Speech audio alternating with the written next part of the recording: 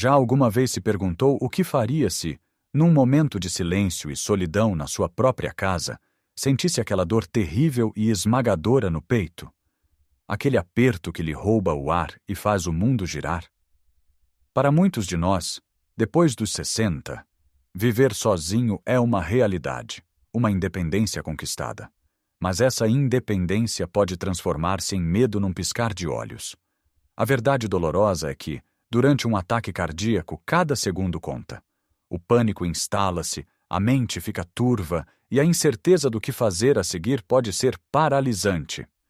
É um dos medos mais profundos que guardamos, a vulnerabilidade de enfrentar uma crise de saúde sem ninguém por perto. Mas e se eu lhe dissesse que existe um segredo para transformar esse medo em poder? Não é uma poção mágica nem um aparelho caro. O segredo é o conhecimento. É saber exatamente, passo a passo, o que fazer para se dar a melhor hipótese de sobrevivência. Neste vídeo, vamos partilhar consigo 7 dicas vitais, 7 ações que pode tomar sozinho para salvar a sua própria vida enquanto a ajuda está a caminho. São gestos simples, mas incrivelmente poderosos. Fique conosco até ao fim, porque a última dica é algo que a maioria das pessoas infelizmente desconhece e que pode ser o fator decisivo entre um susto e uma tragédia. Vamos então começar com a primeira e mais crucial ação que deve tomar no instante em que suspeita que algo está terrivelmente errado com o seu coração. O primeiro impulso pode ser negar, pensar que é apenas uma indigestão ou uma dor muscular. Pode ser a tentação de ligar a um filho ou a um vizinho primeiro. Por favor, resista a esse impulso. A sua primeira e única prioridade imediata é pegar no telefone e ligar para o 112. Não hesite. Não espere 5 minutos para ver se passa. Cada minuto que passa, uma parte do seu músculo cardíaco pode estar a morrer por falta de oxigênio. Os médicos têm uma expressão: tempo é músculo. Quanto mais tempo demorar a receber tratamento, mais dano permanente o seu coração sofrerá e menores serão as suas hipóteses de uma recuperação completa. Ligar para o 112 não é um sinal de fraqueza ou de estar a fazer um escândalo por nada. É a decisão mais inteligente e corajosa que pode tomar. Os operadores do 112 são profissionais treinados. Eles vão fazer-lhe perguntas para perceber a situação e, mais importante, vão enviar uma equipa médica de emergência equipada para começar o tratamento assim que chegar à sua casa. Ao telefone, seja claro e direto. Diga: eu acho que estou a ter um ataque cardíaco. Dê a sua morada completa, de forma calma e pausada. Se tiver dificuldade em lembrar-se, tenha um pequeno papel com a sua morada junto ao telefone. Descreva os seus sintomas. Uma dor no peito, que pode parecer um peso ou um aperto, dor que irradia para o braço esquerdo, para as costas, para o pescoço ou para o maxilar, falta de ar, suores frios. Dê-lhes a informação de que precisam. Lembre-se da história do Sr. Aníbal, um vizinho meu que sentiu uma dor estranha no peito enquanto via o telejornal. Pensou que era do cozido que tinha comido ao almoço. Decidiu deitar-se um pouco. 1 hora depois, a dor era insuportável, mas já estava tão fraco que mal conseguiu chegar ao telefone. O atraso custou-lhe uma parte significativa do seu coração. Em contraste, a dona Gertrudes, ao sentir uma pressão invulgar e falta de ar, não pensou 2 vezes. Ligou para o 112 imediatamente. A ambulância chegou em minutos e os paramédicos estabilizaram-na ali mesmo, na sua sala de estar. Hoje ela está ótima, a cuidar do seu jardim porque agiu depressa. A sua primeira ação define o resto do cenário. Assim que desligar o telefone com o 112, a próxima ação é igualmente vital e muitas vezes esquecida no meio do pânico. Levante-se se puder e vá até a porta da sua casa e destranque-a. Se tiver uma chave na fechadura por dentro, retire-a. Pode parecer uma coisa pequena, mas imagine o cenário. A ajuda chegou, a ambulância está à sua porta, mas os paramédicos não conseguem entrar. Eles gritam, batem a porta, mas não podem ajudá-lo. Cada segundo que eles perdem a tentar arrombar uma porta é um segundo que não estão a salvar a sua vida. Este simples ato de destravar a porta é a sua forma de lhes abrir o caminho. Depois de destravar a porta, não vagueie pela casa. Deite-se no chão, perto da porta, se possível. Assim, quando eles entrarem, vão vê-lo imediatamente. Não terão de o procurar pelos quartos. Deite-se numa posição que seja confortável para si. Agora, a terceira dica é algo que deve ser preparado com antecedência. Fale com o seu médico na sua próxima consulta sobre isto. Trata-se de mastigar uma aspirina. Se o seu médico lhe der luz verde, e se não for alérgico nem estiver a tomar outros medicamentos para diluir o sangue, ter uma aspirina à mão pode ser um salva-vidas. A razão é simples. A maioria dos ataques cardíacos é causada por um coágulo de sangue que bloqueia uma artéria que fornece sangue ao coração. A aspirina ajuda a tornar o sangue menos pegajoso e pode ajudar a quebrar esse coágulo ou a impedir que ele aumente. O importante aqui é mastigar a aspirina, não a engolir inteira com água. Ao mastigá-la, ela é absorvida mais rapidamente pela corrente sanguínea através das mucosas da boca. A dose é algo a discutir com o seu médico, mas geralmente uma aspirina de 300 mg é o padrão. Não tome se não tiver a certeza. Mas se o seu médico o aconselhou, tenha uma ou duas aspirinas num local de fácil acesso, como na gaveta da mesa de cabeceira, ou num pequeno recipiente na bancada da cozinha, não fechada num armário de casa de banho difícil de abrir. Lembre-se, estes 3 primeiros passos, ligar para o 112, destravar a porta e, se aconselhado, tomar uma aspirina, são a sua linha da frente de defesa. São ações que tomam apenas alguns minutos, mas que podem adicionar anos à sua vida. São a sua resposta imediata e poderosa ao momento de crise. Depois de ter tomado estas primeiras ações cruciais, o tempo de espera pela ambulância pode parecer uma eternidade. O seu corpo está em crise, a sua mente está a mil e a sensação de impotência pode ser esmagadora. Mas não é verdade. Ainda há coisas muito importantes que pode e deve fazer para ajudar o seu corpo e o seu coração a passar por este momento crítico. A quarta dica é encontrar a posição correta para esperar.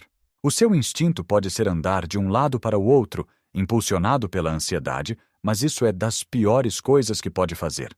Caminhar, ou qualquer tipo de esforço, exige que o seu coração trabalhe mais, que bombeie mais sangue. E neste momento, o seu coração é um músculo que está a ser privado de oxigênio. Precisa de todo o descanso que lhe puder dar. Por isso, a melhor coisa a fazer é sentar-se. A posição ideal é no chão, com as costas apoiadas contra uma parede ou um sofá, e os joelhos dobrados. Esta posição, conhecida como posição semi-sentada, ajuda a diminuir a carga de trabalho do coração. Se deitar completamente na horizontal, para algumas pessoas, isso pode aumentar a pressão sobre o coração e os pulmões, dificultando a respiração. Ao sentar-se desta forma, está a usar a gravidade a seu favor, facilitando o fluxo de sangue de volta ao coração sem esforço extra. Pense no seu coração como um motor de um carro que está a sobreaquecer. Você não continuaria a acelerar, pois não? Pararia o carro, desligaria o motor e deixá-lo-ia arrefecer. É exatamente isso que está a fazer pelo seu coração ao adotar esta posição de repouso. Acalme o seu corpo para ajudar a acalmar o seu coração. Enquanto está nesta posição, passamos à quinta dica, que talvez seja a mais desafiadora, mas também uma das mais eficazes. Tente manter a calma e controle a sua respiração. O pânico é uma reação natural. O medo da morte é real, mas o pânico é o seu inimigo. Quando entra em pânico, o seu corpo liberta hormonas de estresse, como a adrenalina, que fazem o seu coração bater ainda mais rápido e aumentam a sua pressão arterial. Isto coloca uma pressão adicional e perigosa num coração que já está a lutar para sobreviver. Então, como é que se luta contra o pânico? Com a sua respiração. A respiração consciente é a âncora que o pode segurar no meio da tempestade. Feche os olhos, se isso o ajudar, e concentre-se apenas no ar que entra e sai do seu corpo. Tente esta técnica simples. Inspire lentamente pelo nariz, contando mentalmente até 4. Sinta o seu abdômen a expandir-se. Segure a respiração por 1 segundo e depois expire muito lentamente pela boca, como se estivesse a soprar uma vela contando até 6. O ato de tornar a sua expiração mais longa do que a inspiração ativa o sistema nervoso parasimpático, que é o sistema de descanso e digestão do corpo. Ele age como um travão natural para o seu coração acelerado. Continue a repetir este ciclo de respiração. Inspire em 4, expire em 6. Não pense em mais nada, apenas no som e na sensação da sua respiração.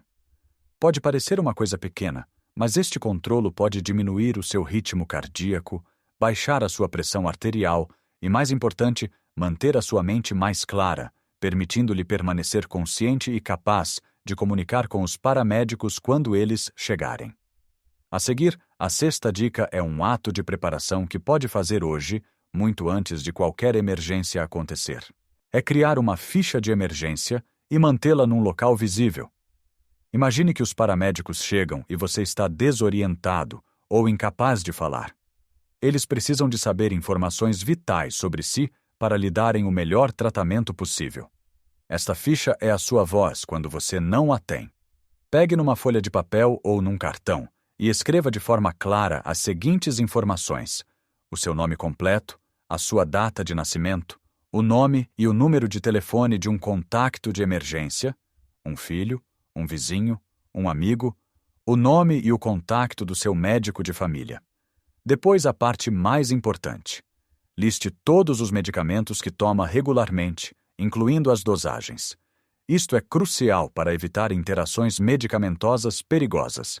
Liste também quaisquer alergias que tenha, especialmente a medicamentos, e as suas principais condições médicas, como diabetes, tensão alta, colesterol elevado ou problemas renais. Onde guardar esta ficha? O melhor sítio é na porta do frigorífico, preso com um ímã. É um dos primeiros locais que os serviços de emergência procuram. Pode também ter uma cópia na sua carteira e outra junto ao seu telefone. Ter esta informação prontamente disponível poupa um tempo precioso e pode literalmente salvar a sua vida, garantindo que recebe o tratamento certo desde o primeiro momento. É um pequeno esforço que demonstra um grande cuidado por si mesmo. Chegamos agora à nossa 7ª e última dica, aquela que prometi que poderia surpreendê-lo. É algo que vai para além do momento da crise e entra no campo da sabedoria e da autoconsciência. Esta dica é: conheça os sintomas atípicos de um ataque cardíaco, especialmente se for mulher. Todos nós temos na cabeça a imagem do ataque cardíaco do cinema. Um homem mais velho que de repente agarra o peito com uma dor esmagadora e cai para o lado. E sim, isso acontece. Mas um número surpreendente de ataques cardíacos, talvez até metade, não se apresenta dessa forma clássica. E as mulheres, em particular, têm uma maior probabilidade de experienciar sintomas que podem ser facilmente confundidos com outras doenças menos graves. É por isso que muitas mulheres demoram mais tempo a procurar ajuda, pensando que é apenas cansaço, estresse ou um problema digestivo. Conhecer estes sinais silenciosos ou atípicos é uma ferramenta de sobrevivência poderosa. Quais são eles? Em vez de uma dor aguda no peito, pode sentir uma pressão, um aperto ou um desconforto no centro do peito. Pode sentir uma falta de ar súbita, mesmo sem ter feito qualquer esforço. Pode ter dor num ou em ambos os braços, mas também nas costas, no pescoço, no maxilar ou até na zona do estômago, parecendo uma azia forte. Outros sinais incluem sentir náuseas ou mesmo vomitar, começar a suar frio sem motivo aparente, ou sentir uma tontura ou vertigem, como se fosse desmaiar. Talvez o sintoma mais subtil e traiçoeiro seja uma fadiga extrema e inexplicável. Não é o cansaço normal do fim do dia. É um esgotamento profundo que pode durar dias e que o impede de fazer as suas atividades normais. Quero contar-lhe a história da Dona Helena, uma senhora de 68 anos, muito ativa. Durante uma semana, ela sentiu-se incrivelmente cansada e com uma dor persistente entre as omoplatas. Ela atribuiu tudo a uma má posição a dormir. Um dia, ao subir as escadas para o seu apartamento, sentiu uma falta de ar tão grande que teve de se sentar no patamar. Mesmo assim, pensou que era apenas a idade a pesar. Foi só porque a filha a tinha alertado para os sintomas atípicos nas mulheres que uma pequena luz de alarme se acendeu na sua mente. Ela ligou para a Saúde 24, descreveu os sintomas e foi aconselhada a ir imediatamente ao hospital. Estava a ter um ataque cardíaco. Se ela tivesse continuado a ignorar os sinais do seu corpo, a história poderia ter tido um final muito diferente. Esta 7ª dica é um apelo para que se torne um detetive da sua própria saúde. Ouça o seu corpo. Não descarte sintomas novos ou invulgares, especialmente se persistirem. O seu corpo fala consigo e aprender a entender a sua linguagem é fundamental. E agora vamos juntar todas as peças. O que vimos hoje não é uma lista de regras, mas sim um plano de ação para lhe dar poder num momento de vulnerabilidade. Aprendemos a agir com rapidez e coragem, ligando para o 112 sem um segundo de hesitação. Compreendemos a importância de gestos simples mas vitais, como destravar a porta para quem o vem salvar. Falamos sobre ter uma aspirina à mão, sempre com o conselho do nosso médico. Vimos como o simples ato de se sentar e respirar fundo pode acalmar a tempestade dentro de si, protegendo o seu coração. E percebemos como a preparação, através de uma ficha de emergência visível, e o conhecimento, ao reconhecer até os sinais mais subtis que o seu corpo lhe envia, são as suas melhores armas. Agora, eu gostaria muito de ouvir a sua história. Já alguma vez pensou em criar um plano de emergência como este para si?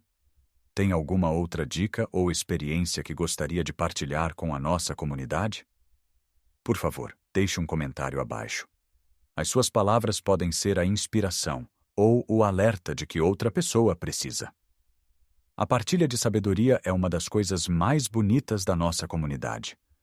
Se achou que este vídeo lhe trouxe valor, se o fez pensar ou se aprendeu algo novo, peço-lhe que deixe um gosto. Esse simples clique ajuda o YouTube a mostrar este vídeo a mais pessoas que, como nós, podem beneficiar desta informação vital. E claro, se ainda não faz parte da nossa família, subscreva o canal e clique no sininho das notificações. Assim, não perderá nenhum dos nossos próximos vídeos, que são sempre feitos a pensar em si, na sua saúde, no seu bem-estar e em como viver esta fase da vida da melhor forma possível.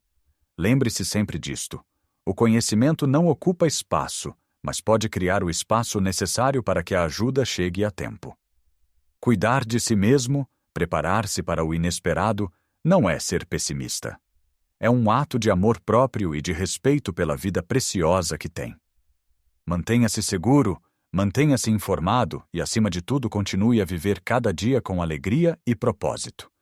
Um grande abraço e até o nosso próximo encontro.